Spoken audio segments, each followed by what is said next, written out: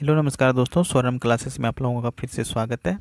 तो दोस्तों, जैसा कि आप लोग जान रहे हैं, मैं सामान्य अध्ययन के 3500 प्रश्नों का सीरीज चला रहा हूं, जिसका ये 49वां पार्ट है। तो इससे पहले का वीडियो अगर आप लोगों ने नहीं देखा है तो लिंक डिस्क्रिप्शन में आप वहां से देख सकते हैं। तो चलिए शुरू करते हैं आज का ये 49वां पार्ट।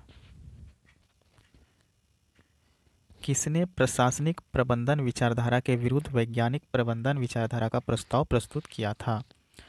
तो साथियों, बताना है कि किसने प्रशासनिक प्रबंधन विचारधारा के विरुद्ध वैज्ञानिक प्रबंधन विचारधारा का प्रस्ताव रखा था। तो दोस्तों, ये रखा था फ्रेडरिक टेलर ने। ठीक है, फ्रेडरिक टेलर ने। तो बी नंबर आंसर बिल्कुल इसका सही हो जाएगा। ठीक है दोस्तों, ये जो हेनरी फ्योल है, हेनरी फ्याल, ये एक अभियंता और प्रबंधक थे। और दोस्तों, ये जो मैक्स वेबर है, ये जर्मनी के समाजशास्त्री थे। तो दोस्तों, मैक्स वेबर ने नौकरशाही का सिद्धांत दिया था। ठीक है, तो इसे भी याद रखिएगा। देखिए नेक्स्ट क्वेश्चन क्या है। भारत के किस राज्य में सर्वाधिक वन क्षेत्र है? वेरी वेरी इंपॉर्टेंट क्वेश्चन है साथियों, बहुत बार एग्जाम में ये क्वेश्चन रिपीट हुए हैं कि भारत के कौन से ऐसे राज्य हैं जो सर्वाधिक वन क्षेत्र है। तो बताइए, हमारे पास 4 ऑप्शन दिए गए हैं, कौन से होंगे? तो ये मध्य प्रदेश जो है दोस्तों, ये जो है भारत राज्य के सबसे सबसे ज़्यादा यहाँ पर वन क्षेत्र है। ठीक है, अगर पूछा जाए कि भारत में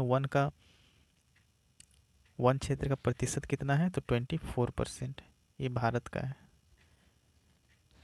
ठीक है, और पर्यावरण की दृष्टि से वन कितना रहना चाहिए? 33%। तो इसे भी याद रखिएगा, इम्पोर्टेंट है। तो चलिए देखते हैं नेक्स्ट क्वेश्चन क्या है। मास प्रति यूनिट वॉल्यूम क्या है? तो साथियों, बताना है कि मास प्रति यूनिट वॉल्यूम क्या है। तो ये है एक घनत्व। ठीक है, मास प्रति यूनिट वॉल्यूम जो है, ये एक घनत्व है। तो सी नंबर आंसर बिल्कुल सही होगा। देखिए नेक्स्ट क्वेश्चन क्या कहता है। वर्ष 2016 में एमी डॉक्यूमेंट्री हेतु अकादमी अवार्ड किसने जीता था? हेतु अकादमी अवार्ड किसने जीता था, ये पूछ रहा है। किसने? ठीक है, हेतु किसने अकादमी अवार्ड जीता है? तो क्या हो जाएगा?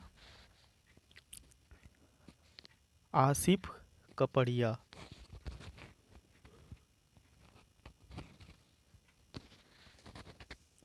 कपाड़िया होगा।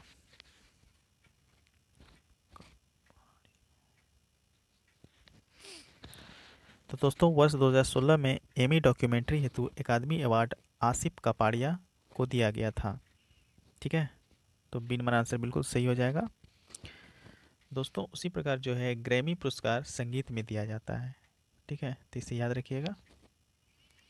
देखिए नेक्स्ट क्वेश्चन। ABO खून ग्रुप प्रणाली का आविष्कार किसने किया था?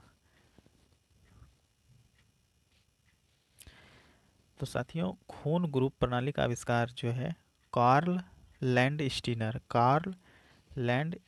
ने किया था। सी नंबर आंसर बिल्कुल सही हो जाएगा, कार्ल लैंड स्टीनर ने।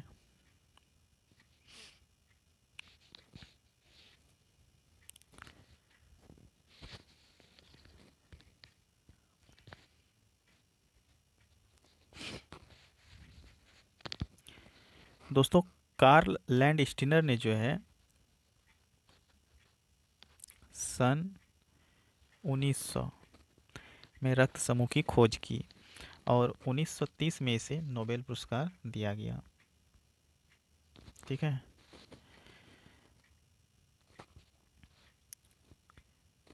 और ये जो रक्त समूह है दोस्तों, इसे एंटीजन के आधार पर 4 वर्गों में बांटा गया है। तो वे वर्ग कौन कौन से हैं? A B O। तो 1 2 3 4, तो 4 वर्गों में ब्लड को बांटा गया है, जिसमें से कि ये जो O है, ब्लड ग्रुप O, इस रक्त समूह को सर्वदाता रक्त समूह कहते हैं। और AB जो है, इस समूह को सर्वग्राहता रक्त समूह कहते हैं। O ग्रुप जो होता है दोस्तों, ये किसी को भी ब्लड दे सकता है। AB जो है, ये किसी से ले सकता है, तो इसे याद रखिएगा। देखिए नेक्स्ट क्वेश्चन क्या कहता है, हमारे शरीर में नमक की मात्रा कितनी होती है। तो साथियों हमारे शरीर में नमक की मात्रा जो है 0.4% होती है, तो सी नंबर आंसर बिल्कुल सही होगा। साथियों हमारे शरीर में आयोडीन की अल्प मात्रा से क्या होता है, घेंघा होता है। और पूछा जाए कि प्रतिदिन प्रतिदिन आयोडीन की मात्रा कितनी होती है हमारे शरीर के लिए, 20 mg। इसे याद रखिएगा। देखिए नेक्स्ट क्वेश्चन क्या है, फ्री स्टाइल शब्द किस खेल से जुड़ा हुआ है। तो बताइए साथियों कि फ्री स्टाइल जो है यह शब्द किस खेल के लिए, तो ये तैराकी के लिए है। ठीक है, डी नंबर आंसर बिल्कुल सही हो जाएगा, तैराकी। फ्री स्टाइल शब्द जो है तैराकी में यूज किया जाता है। देखिए नेक्स्ट क्वेश्चन, निम्नलिखित में से वर्ष 1976 में विकसित सर्वप्रथम सुपर कंप्यूटर कौन सा है। तो साथियों सन 1976 वर्ष में विकसित सर्वप्रथम सुपर कंप्यूटर क्रे 1 है। ठीक है, क्रे 1, तो बी नंबर आंसर बिल्कुल सही होगा। अगर पूछा जाए कि दोस्तों कि भारत का प्रथम सुपर कंप्यूटर कौन सा है, तो परम 8000, परम 8000 याद रखिएगा। देखिए नेक्स्ट क्वेश्चन, रेडियो सक्रियता का आविष्कार किसने किया था। तो साथियों हेनरी बेकुरल, हेनरी बेकुरल, इन्होंने जो है रेडियो एक्टिविटी की आविष्कार की थी, तो सी नंबर आंसर बिल्कुल सही हो जाएगा। तो चलिए देखते हैं नेक्स्ट क्वेश्चन क्या है।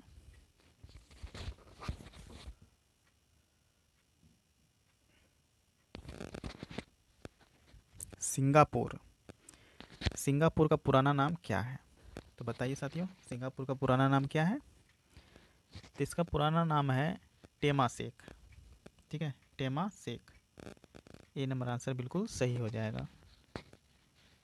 ये सिंगापुर जो है साथियों ये पूर्णतः शहरी देश है। और म्यांमार का पुराना नाम क्या है, इसे बताइए। ये जो म्यांमार दिया गया इसका पुराना नाम क्या है, तो इसका पुराना नाम बर्मा है,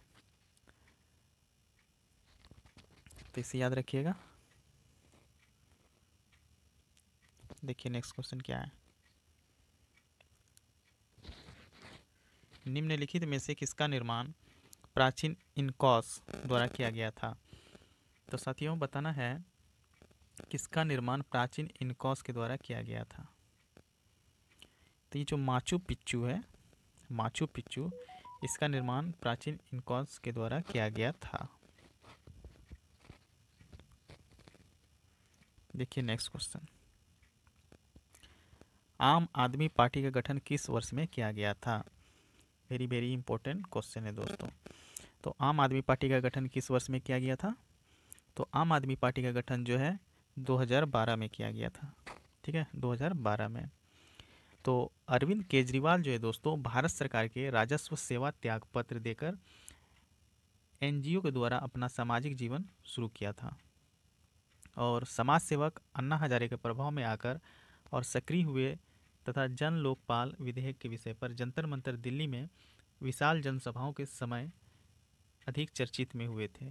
तो दिल्ली विधानसभा में अभूतपूर्व बहुमत में दूसरी बार मुख्यमंत्री बने। प्रथम बार जब ये बने थे तो मात्र 49 दिन ही रहे थे। ठीक है, तो दूसरी बार में जो है पूर्ण बहुमत के साथ आम आदमी पार्टी अरविंद कुमार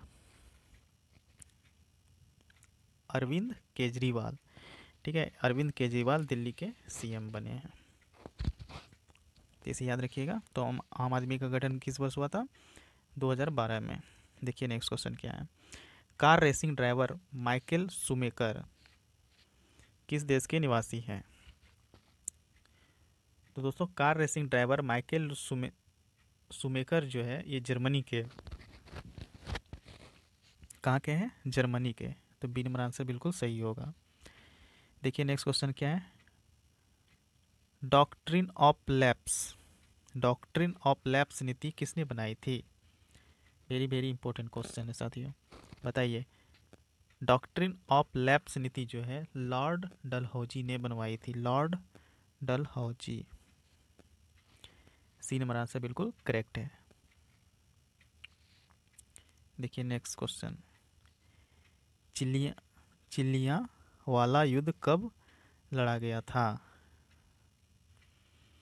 तो साथियों बताना है कि चिलिया वाला युद्ध कब लड़ा गया। तो ये लड़ा गया था 1849 में। ठीक है, 1849 में। तो सी नंबर आंसर बिल्कुल सही हो जाएगा।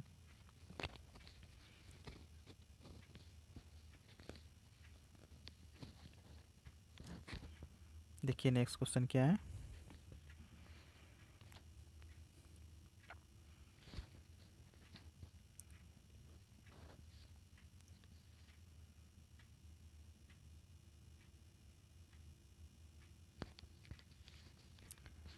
भारत में निम्नलिखित में से कौन से राज्य में सर्वाधिक क्षेत्र मैंग्रोव के तहत है? तो साथियों भारत में सर्वाधिक क्षेत्र मैंग्रोव के तहत जो है पश्चिम बंगाल में है। तो डी नंबर आंसर बिल्कुल सही हो जाएगा।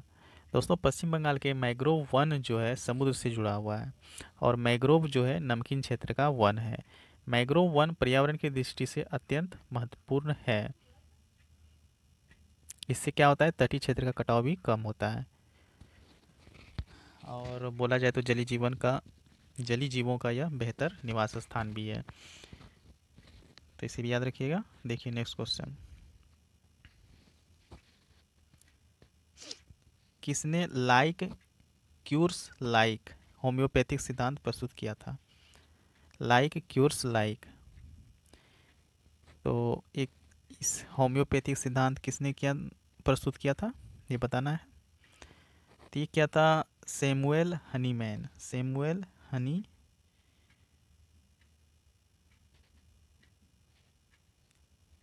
मैन, बी नंबर आंसर बिल्कुल सही हो जाएगा। ये स्पेलिंग हमको हनी मैन का गलत बुझा रहा है दोस्तों, सही कर लीजिएगा, हनी मैन। ठीक है, सैमुअल हनी मैन, इन्होंने जो है लाइक क्यूर्स लाइक होम्योपैथिक सिद्धांत प्रस्तुत किया था। ठीक है, अगर पूछा जाए दोस्तों कि होम्योपैथिक के पिता किसे माना जाता है तो हनी मैन को।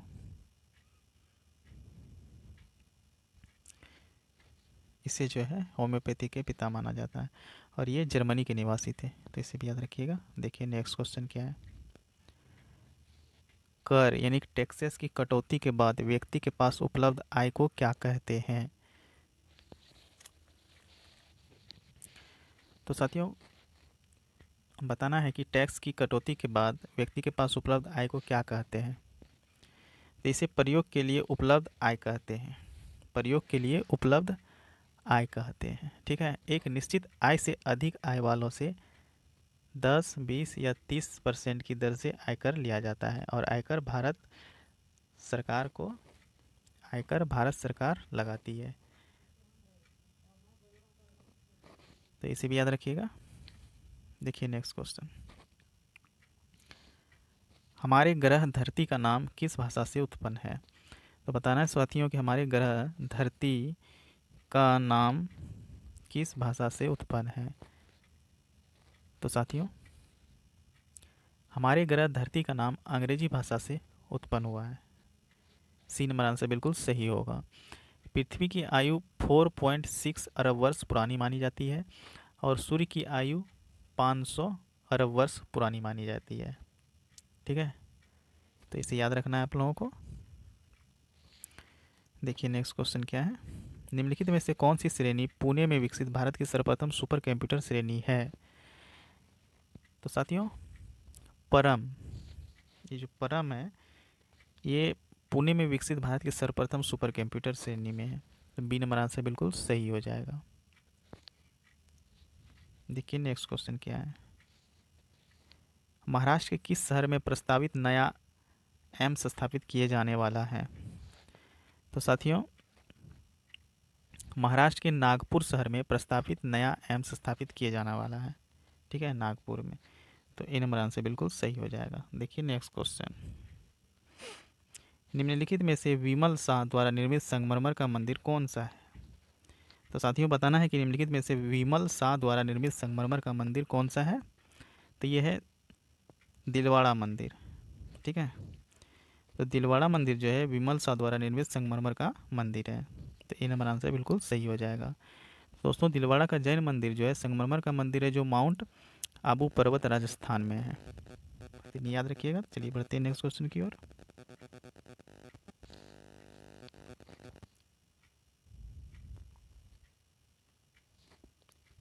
कंप्यूटर नेटवर्क के संबंध में टीसीपी का विस्तार क्या है?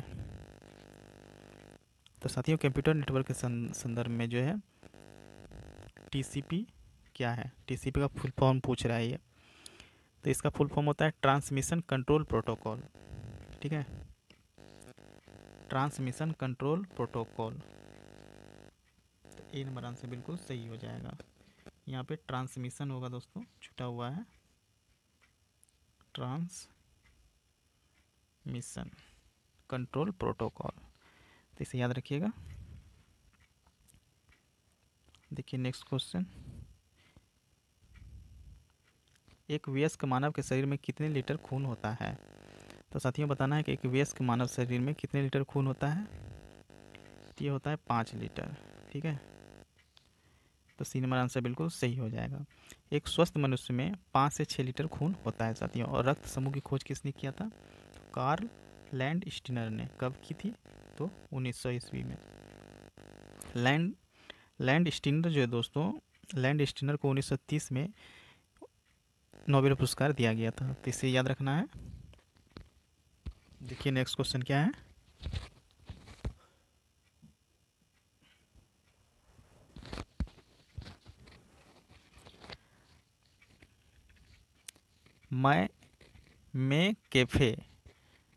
मैं कैफ़े डैश है। तो बताना है दोस्तों कि ये मैं कैफ़े क्या है। तो ये एक एंटीवायरस सॉफ्टवेयर है। क्या है? मैं कैफ़े क्या है? ये एक एंटीवायरस सॉफ्टवेयर है जो कि हम लोग कंप्यूटर में यूज़ करते हैं।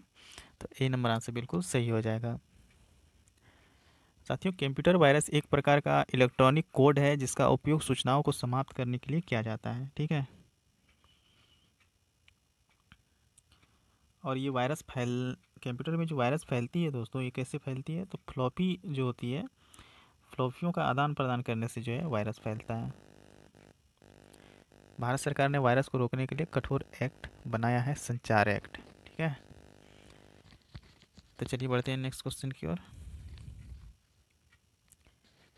किस नेटवर्क पर पहला एसएमएस भेजा गया था? वेरी वेरी इंपॉर्टेंट क्वेश्चन है दोस्तों। बताइए किस नेटवर्क पर पहला एसएमएस भेजा गया था? तो ये भेजा गया था आपका वोडाफोन को। ठीक है, वोडाफोन को। तो बी नंबर आंसर बिल्कुल सही हो जाएगा। दोस्तों वोडाफोन इंग्लैंड की कंपनी है। कहाँ की कंपनी है? इंग्लैंड की। और एयरटेल भारत का प्रथम संचार कंपनी है जो 23 नेटवर्क प्रक्षेत्र में सेवा प्रदान किया है। तो इसे याद रखिएगा। चलिए देखिए नेक्स्ट क्वेश्चन क्या है। विख्यात सांची स्तूप किसने बनवाया था? वेरी वेरी इंपॉर्टेंट क्वेश्चन है साथियों। दोस्तों मैं आप लोगों को जो ये क्वेश्चन करा रहा हूँ प्रीवियस ईयर के, सारे क्वेश्चन बहुत बार रिपीट हुए हैं। तो आप लोग इसे ध्यान से देखिएगा। मैं सारे क्वेश्चन लगभग आप लोगों को इम्पोर्टेंट ही बता रहा हूँ। ठीक है, तो इसे ध्यान से देखिए। विख्यात सांची का स्तूप किसने बनवाया था? बताइए। तो ये बनवाया था अशोक ने। तो बी नंबर आंसर बिल्कुल सही हो जाएगा। ठीक है दोस्तों, अशोक प्राचीन भारत का महानतम शासक माना जाता है। और सांची की स्तूप जो है सागर जिला मध्य प्रदेश में है और यह सबसे बड़ा स्तूप है। तो इसे याद रखिएगा। और ये अशोक था कौन दोस्तों? ये बिंदुसार का पुत्र था। ठीक है, इसे भी याद रखिएगा। देखिए नेक्स्ट क्वेश्चन क्या कहता है। तो तारे जो होते हैं दोस्तों वो हाइड्रोजन और हीलियम के बने होते हैं। तो सी नंबर आंसर बिल्कुल सही हो जाएगा। तारे हाइड्रोजन और हीलियम के बने होते हैं। तो तारे जो होते हैं दोस्तों ये खगोलीय पिंड हैं। ठीक है, और तारे लगातार प्रकाश एवं ऊष्मा उत्सर्जित करते रहते हैं। तो इन्हें भी याद रखिएगा। तो चलिए देखिए नेक्स्ट क्वेश्चन क्या है। भारत का पहला सुरक्षा सैटेलाइट कौन सा है? वेरी वेरी इंपॉर्टेंट क्वेश्चन है दोस्तों। बताइए भारत का पहला सुरक्षा सैटेलाइट कौन सा है? तो भारत का पहला सुरक्षा सैटेलाइट जो है दोस्तों GSAT-7 है। GSAT-7 है। बी नंबर आंसर बिल्कुल सही हो जाएगा। GSAT-7। ठीक है, देखिए नेक्स्ट क्वेश्चन क्या कहता है। पौधों की पत्तियों से पानी के वाष्पीकरण को क्या कहते हैं? ये भी बहुत इंपॉर्टेंट क्वेश्चन है साथियों। बताइए, पौधों की पत्तियों से पानी के वाष्पीकरण को क्या कहते हैं? तो इसे कहते हैं ट्रांसपिरेशन। ठीक है, ए नंबर आंसर बिल्कुल सही हो जाएगा, ट्रांसपिरेशन। दोस्तों, जाइलम संवहक ऊतक है जो जल एवं खनिज लवणों को संवहन एवं यांत्रिक दृढ़ता प्रदान करता है। तो इसे याद रखिएगा।